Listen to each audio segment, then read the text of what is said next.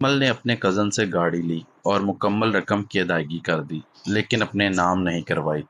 اس کے کچھ عرصے بعد اکمل کا انتقال ہو گیا، تو وہی کزن اس کی تدفین وغیرہ کے دوران وہ گاڑی چلاتا رہا اور پھر اس گاڑی کو اپنے گھر لے گیا۔ اکمل کے بچے چھوٹے تھے اور بیوہ کو چلانی نہیں آتی تھی۔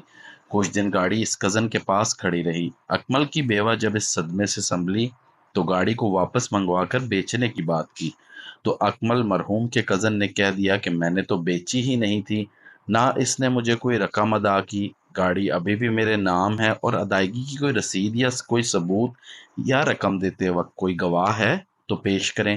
اب یہ سب کچھ اپنے گھر کی بات ہے، کوئی مسئلہ نہیں کہہ کر ہوا تھا، تو صرف گھر والوں کو ہی پتا تھا، لیکن کیش ادائیگی کے وقت نہ کوئی لکھت پڑھت کی گئی، نہ کوئی گواہ بنانے کی ضرورت محسوس ہوئی اور نہ ہی گاڑی نام کروائی گئی۔ اسی طرح سلیم بیرون ملک کما رہا تھا۔ وہ اپنے بھائی کو رقم بھیجتا رہا کہ میرے لیے پلاٹ خریدو۔ بھائی نے کہا آپ باہر ہیں، میں اپنے نام پر لے لیتا ہوں، جب آپ واپس آئیں گے آپ کے نام کر دوں گا۔ قسطیں پوری ہونے پر سلیم نے جب بھی اپنے نام کروانے کی بات کی، بھائی ٹال مٹول سے کام لیتا رہا۔ بوڑھا ہونے پر جب بھائی بیرون ملک سب کچھ ختم کر کے واپس آیا تو بھائی مکر گیا، کہتا یہ تو ہیں ہی میرے، تب وہ خالی ہاتھ تھا۔ علی فوج میں تھا جب اسے ایک بین الاقوامی امن مشن پر کئی ماہ کے لیے بیرون ملک جانے کا موقع ملا۔ اس میں تنخواہ کافی زیادہ ملی۔ واپس آ کر اس نے زمین خریدی اور اپنے نام کروانے کی بجائے اپنے والد کے نام کروا دی، حالانکہ والد کے نام پہلے ہی کافی زمین تھی۔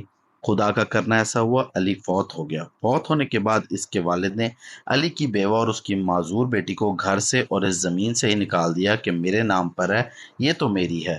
وسیم نے محبت کی شادی کی۔ شادی کے بعد بیوی نے مکان اس کے نام کرنے کی فرمائش کی۔ جب اس نے محبت کے نام پر پورا کر دیا، کچھ عرصے بعد اختلافات ہوئے، بیوی نے خلا لی اور اسے اسی کے گھر سے بے دخل کر دیا اور پھر کسی اور سے شادی کر کے اسی مکان میں رہنے لگے۔ دوستو یہ چند ایک مثالیں ہیں جو اپنی آنکھوں کے سامنے ہوتے دیکھ چکا ہوں۔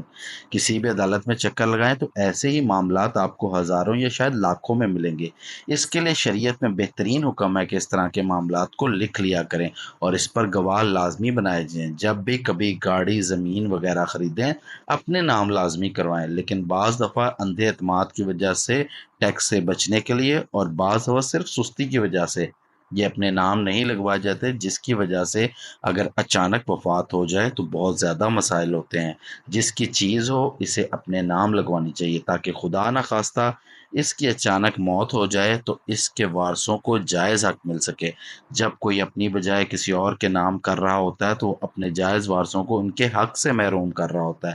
یہ حصے اللہ نے مقرر کیے ہیں اور اللہ تعالی ہم سے بہت بہتر جانتا ہے کہ کس کو کتنا حصہ ملنا چاہیے۔